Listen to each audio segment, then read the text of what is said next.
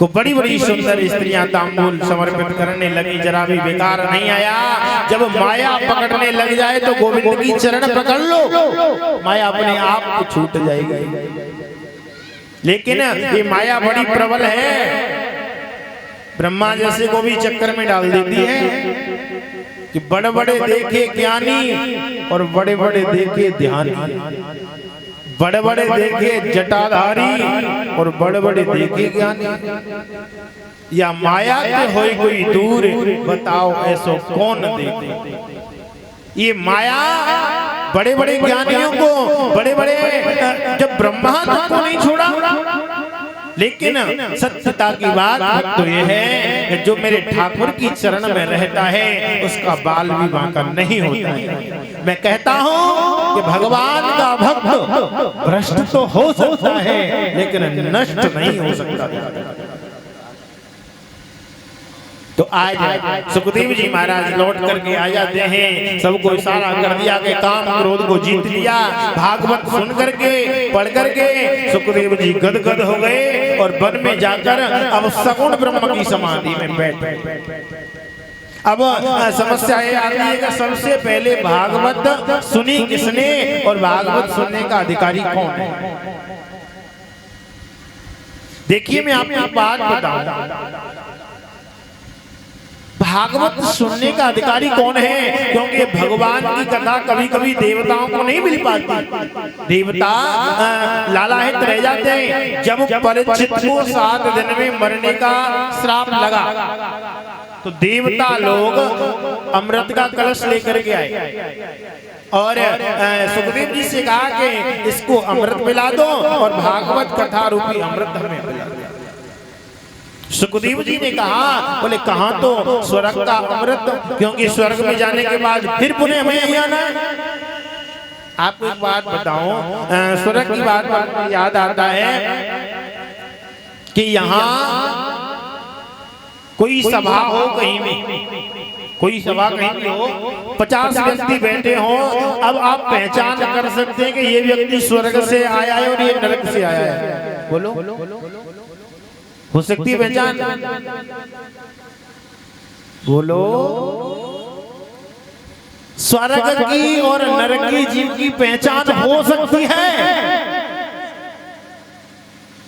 जो व्यक्ति नरक से आया है, जिसकी सुरापान में वृत्ति रहेगी, मदरा पी के, नो टेंशन नो खतरा। जो व्यक्ति नरक से आया है दूसरे की चुगली में समय व्यतीत होगा।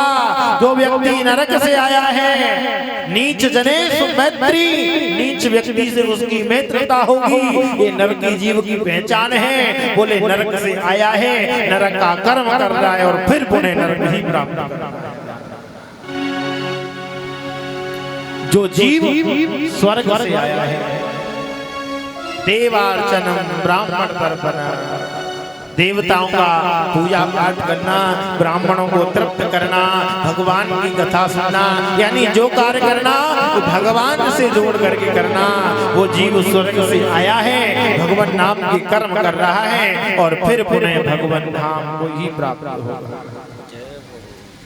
तो हम दोनों जीवों की पहचान कर सकते हैं।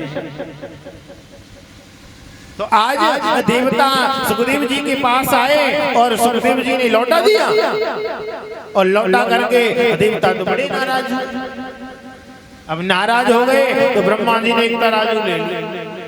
तराजू लेकर के एक तरफ तो श्रीमद् भागवत जी को रख दिया और दूसरी तरफ संपूर्ण जितने धर्म ग्रंथ उनको रख दिया। अब भागवत जी का पल्ला तो जहाँ एक बार रख गया वहां रख ही गया। भागवत जी का पल्ला रख गया, अब यहाँ भागवत जी विराजमान हो गई तो हो ही गई।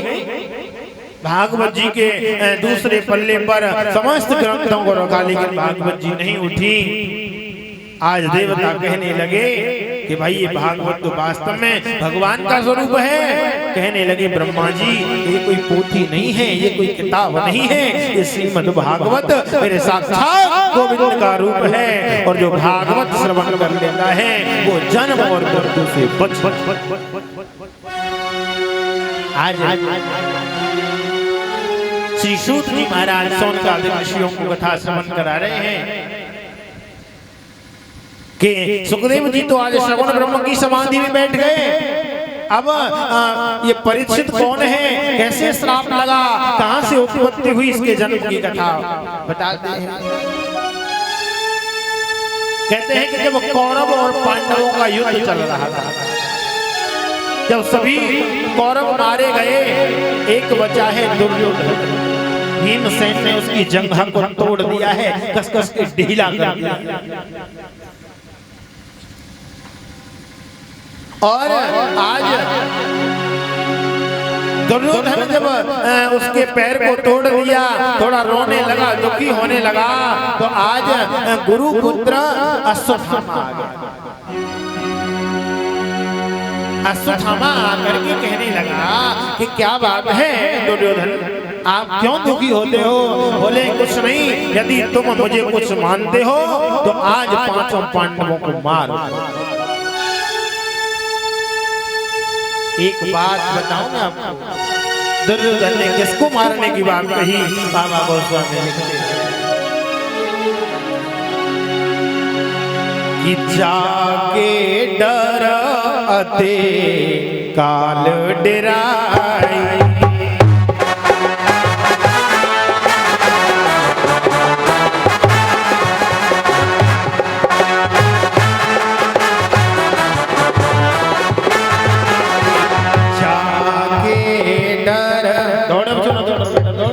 जाके डरते काल डराई,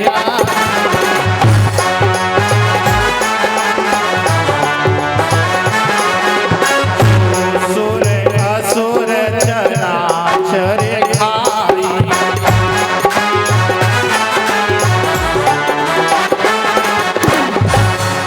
जाके डरते काल डराई, असुर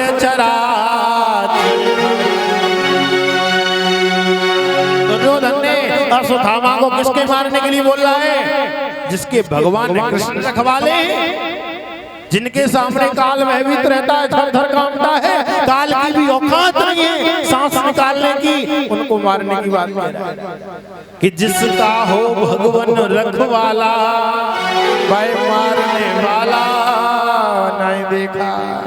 आज तांड बट्टा सोरे में जो बांटो, मेरे गोविंद छड़ी नहीं करके रखा है। आज मेरे गोविंद छड़ी लेकर के रक्षा कर रहे हैं, रात्रि का समय हुआ। आज पांचों पांडवों को प्रभु ने उस स्थान से दूसरे स्थान पर सुला दिया। ये स्थान ठीक नहीं है, दूसरे पर चलो। आज द्रौपदी के 5 पुत्र वहीं सोते रहे। अश्वत्थामा आया और द्रौपदी के 5 पुत्रों के शीश काट लेकर के चला गया। अरे दुर्योधन, मैंने 5 पांडवों को मार दिया। प्रकाश में सरों को देखा, हाय हाय चीख करके रोने लगा, उसका वहीं पर प्राणांत हो गया। इधर द्रौपदी रुदन करने लगी, जिस मां के 5 बेटा एक साथ मृत्यु को प्राप्त हो, वेदना समझ लीजिए। आज अर्जुन अश्वत्थामा को पकड़कर सभा में ले आया। देवी द्रौपदी नियम के अनुसार से 5 बार मारना चाहिए। आप कहो जमीन में गाड़ के मारूं, आप कहो उसके टुकड़े टुकड़े करके शेर के सामने डालूं, आप कहो जिंदा अग्नि में जलाऊं, बताओ कैसे मारूं? देवी द्रौपदी ने कहा छोड़ दो इसे, क्या मिलेगा मारने से? मेरे भगवत प्रेमियों, भीम कहने लगा नहीं, तुमने छोड़ दिया तो मैं मार दूंगा। आज सारी सभा शांत खड़ी है। अर्जुन ने भगवान के चरणों को पकड़ा, प्रभु मेरा मार्गदर्शन कीजिए, मेरे तो तुम ही सखा, तुम ही पिता, तुम ही गुरु, तुम ही सब। आज अर्जुन ने भगवान के चरणों को पकड़ा। भगवान ने कहा कि बाल हत्यारा कोई भी हो, उसे छोड़ना नहीं चाहिए, और ब्राह्मण कितना भी निकृष्ट क्यों न हो, उसे मारना नहीं चाहिए। आज तो इसका मतलब क्या हुआ? ब्रज भाषा में बताऊंगा थोड़ा सा कि माल मारो मत और लेके देव मत। भाई बाल हत्यारा है तो बाल हत्यारे को छोड़ना नहीं चाहिए। अब वो ब्राह्मण है, ब्राह्मण को मारना नहीं चाहिए। यानी माल मारो मत, लेके देव मत, और झूठ बोलो मत, तो सही बताओ मत। सारी समाज शब्द हो गई, शांत हो गई। बोले क्या कहते हैं तीनों लोगों के नाथ कृष्ण, आप ही जैसे 2-4 न्यायाधीश और हो जाए तो कल्याण हो गया। अब तो भैया इशारा कर दिया भगवान ने, इसका जनेऊ काट दो, सर के आधे बाल मोड़ दो, आधे दाढ़ी के बाल मोड़ दो, और सभा से बेइज्जत करके निकाल दिया। एक विद्वान ब्राह्मण का यही बद मेरे भगवत प्रेमियों, आज उसको निकाल दिया। विचार करने लगा क्या करना चाहिए। बैठा बैठा विचार कर रहा है अश्वत्थामा अपने आश्रम में कि अब मैं इनको जीवित नहीं छोड़ूंगा, लेकिन इनके यहाँ बचाई कौन है। 5 मित्रों को मैंने मार दिया, एक अभिमन्यु युद्ध में मारा गया। अभिमन्यु की पत्नी है उत्तरा, वो गर्भवती। यदि आज मैंने उस गर्भस्थ शिशु को नष्ट कर दिया तो इनके वंश में कोई जल देने वाला नहीं बचेगा। आज ब्रह्मास्त्र को छोड़ दिया है, और जैसे ही ब्रह्मास्त्र को छोड़ा तो आज उत्तरा भगवान के चरणों में गिर गई कि कृष्ण कृष्ण महाबाहो भक्त नाम भयंकर, कृष्ण मुझे बचाओ, ये ब्रह्मास्त्र मुझे जला करके भस्म कर देगा, इसका डर नहीं है। यदि मेरा गर्भ नष्ट हो गया तो पांडवों के वंश में कोई जल देने वाला नहीं बचेगा। आज मेरे गोविंद ने सूक्ष्म रूप धारण किया, उत्तरा के गर्भ में प्रवेश कर गए, और अर्जुन ने ब्रह्मास्त्र चला दिया। टकरा करके दोनों शांत हो गए। ध्यान रखना, भारत का एक पुरुष है राजा परीक्षित, जिसने जन्म बाद में लिया और भगवान का दर्शन पहले कर लिया। केवल एक पुरुष है इस ब्रह्मांड की सृष्टि में, जन्म बाद में लिया, दर्शन पहले कर लिया गर्भ में। जन्म के बाद तो बहुत लोगों ने दर्शन किए हैं, लेकिन जन्म बाद में और दर्शन पहला है परीक्षित। आज मेरे भगवत प्रेमियों, आज राजा परीक्षित का जन्म हुआ। उसके बाद भगवान धराधाम को छोड़कर जाने लगे, क्योंकि कलयुग आने वाला था। एक बात मैं आपको बता दूं, त्रेता के राजा कौन थे बोलो? द्वापर के, और एक बाबा गोस्वामी क्या कि त्रेता में भगवान श्री राम रहे, द्वापर में कृष्ण रहे, लेकिन अभी कोई ऐसा भी है कि 4 योग पर ताप तुम्हारा,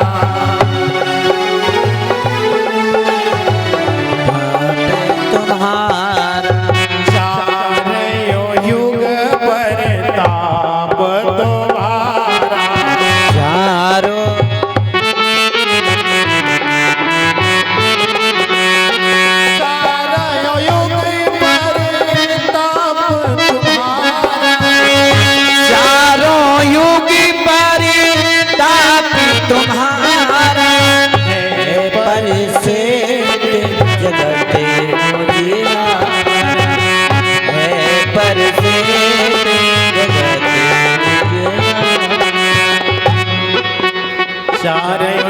परताप तुम्हारा है, परिस्थिति जगत उजियारा। सतयुग, त्रेता युग, द्वापर, कलयुग, 4 युगों में मेरे महावीर हनुमान जी का प्रताप। ध्यान रखना, किसी का किसी युग में रहा, किसी का किसी युग में रहा, लेकिन हनुमान जी का 4 युगों में प्रताप है। मेरे भगवत प्रेमियों, आइए उसी प्रसंग पर चलते हैं। आज कलयुग आ गया, भगवान जाने लगे, परीक्षित का जन्म हो गया। जन्म होने के बाद में थोड़े बड़े हो गए। अब भगवान धराधाम को छोड़कर जाने लगे तो पांडव कहने लगे हम राज्य नहीं करेंगे। आज नन्हे से बालक को पांडवों ने मिलकर के राजा बना दिया। राजा बन गए। बोले बाबा आप वन को जाते हैं, मैं छोटा सा बालक कैसे संभालूंगा राज्य को।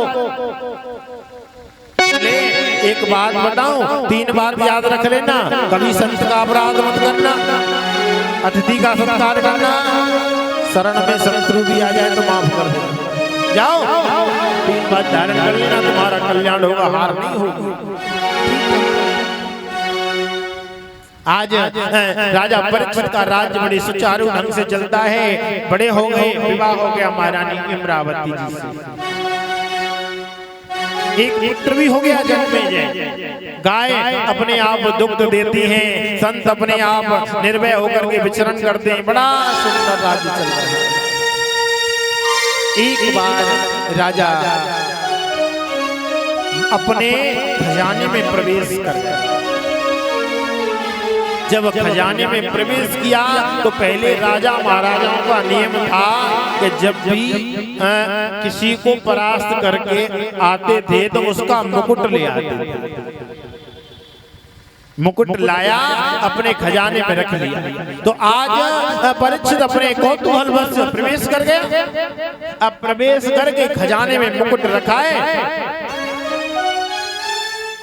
और मुकुट को रख करके आज परीक्षित ने अपने शीश पर धारण कर लिया। आज अपने शीश पर मुकुट को धारण कर लिया, सोने का मुकुट है। तो मेरे भगवत प्रेमियों सुदूर प्रांत में भ्रमण करने चला गया। देखा कि एक गौ माता है, रुदन कर रही है, एक बैल है, उसके 3 पैर कटे हुए,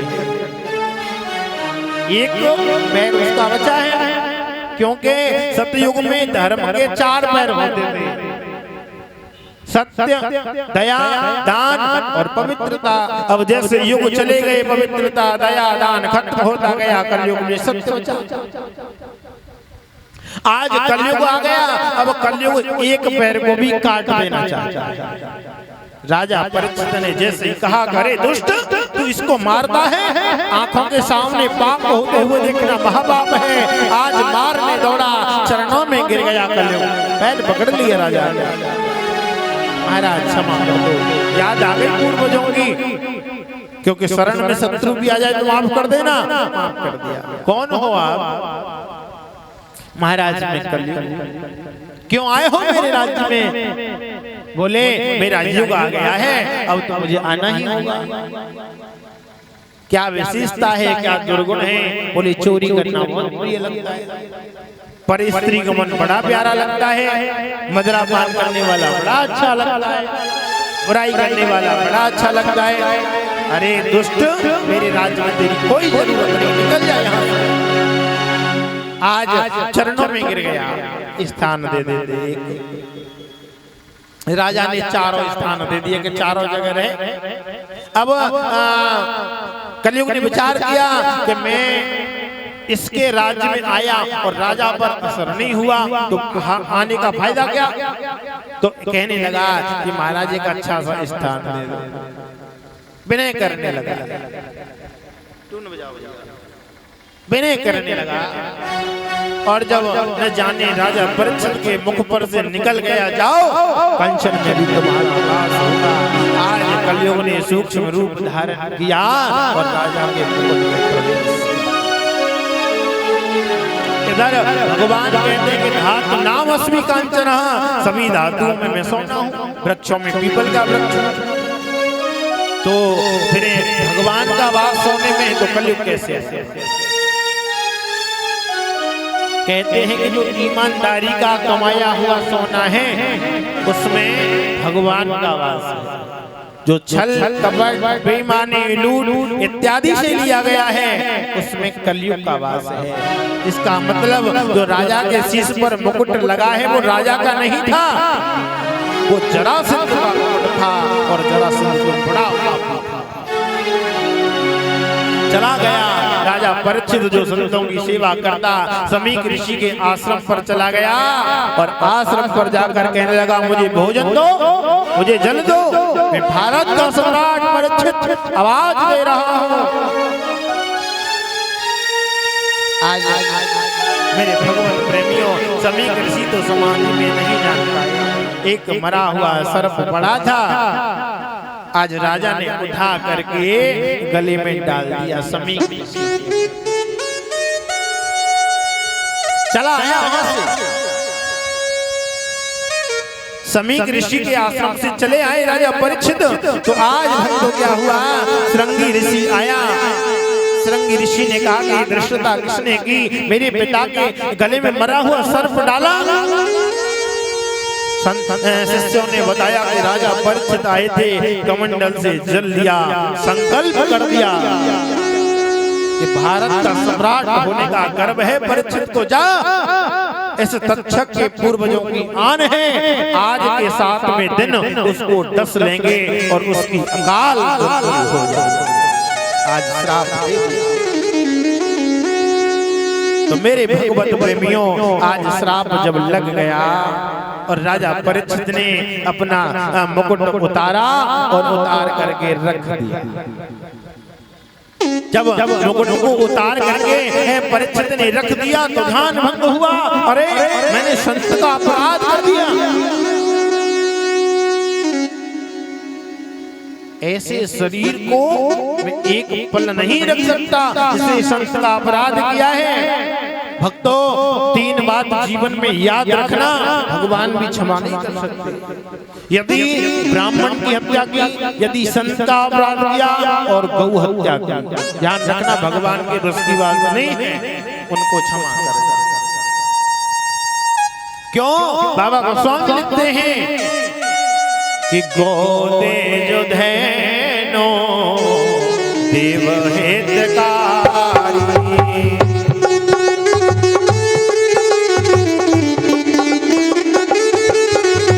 गोदे जो धैनो देव हितकारी,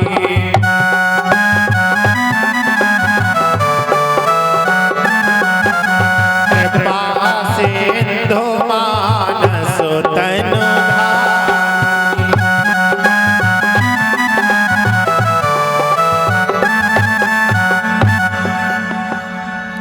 गौ ब्राह्मण बहनों, ये चौपाई बड़ी गंभीर है, इसमें 2-2 दिन सत्संग हो जाते हैं, लेकिन सूक्ष्म में बता दें, इसमें गौ और धैनु 2 बार आया है। गौ दिज धैनु, जब गौ कह दिया तो फिर धैनु क्या है, और धैनु गाय है तो फिर गौ क्या है। तो हमारे संतों ने बताया कि गौ कहते गौ माता को, दिज कहते ब्राह्मण